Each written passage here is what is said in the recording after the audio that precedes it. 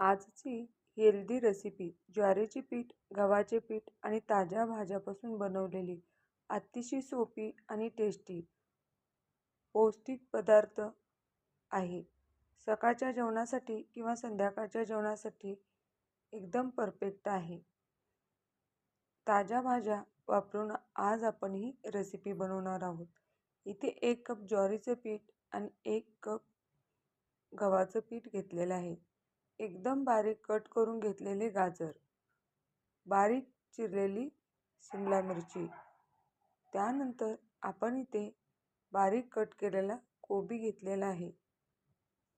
तुमच्या आवडीनुसार भाज्या इथे घालायच्या आहेत.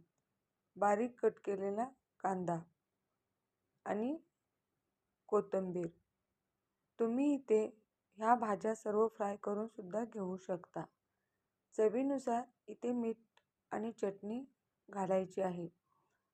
तुम्हाला हवे असेल तर तुम्ही इथे हिरवी मिरची घालू शकता.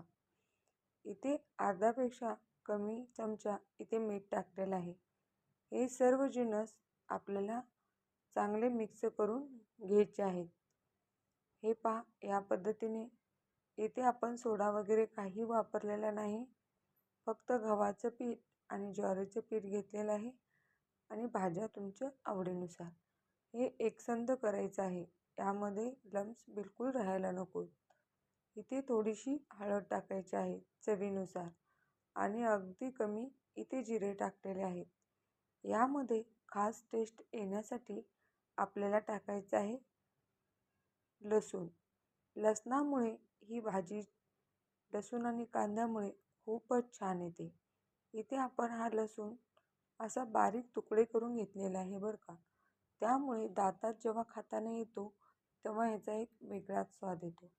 थोडीशी शिमला मिरची शिल्लक राहिली होती, ती सुद्धा बारीक करून टाकली. हे पहा, या पद्धतीने हे आपलं बॅटर बनलेलं आहे. आता पॅनमध्ये तेल लावायचं आहे. तुम्ही इथे नॉनस्टिक पॅन घ्या. लोखंडाचा तवा वगैरे घेऊ नका. त्यामध्ये हे थिरडे चांगले बनत नाहीत, एकदम तुटतात. इथे आता ह्या पॅनला आपण तेल लावलेलं आहे आणि पळीने असं एकदम पातळ सोडून द्यायचं आहे. गॅस पूर्ण थिरडी बनेपर्यंत मिडियम हीटवरच ठेवायचं आहे. त्यामुळे काय होतं, एकदम कुरकुरीत क्रंची अशी ही थिरडी बनून तयार होतात. हे पहा, या पद्धतीने एकदम क्रंची छान अशी याला जाळी सुटत आहे. आता हा गॅस मिडियम हीटवर करून आपल्याला चांगला भाजून खरपूस घ्यायचा आहे. या पद्धतीने आता आपण दुसरी बाजूसुद्धा याची छान अशी भाजून घ्यायची आहे. किती सुंदर कलर आलेला आहे, तुम्ही ते पाहू शकता.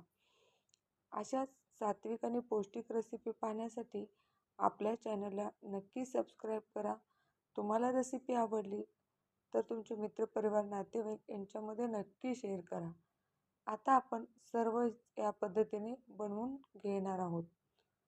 तुम्हाला ही रेसिपी कशी वाटली आणि तुमच्याकडे या रेसिपीला काय म्हणतात ते नक्की सांगा.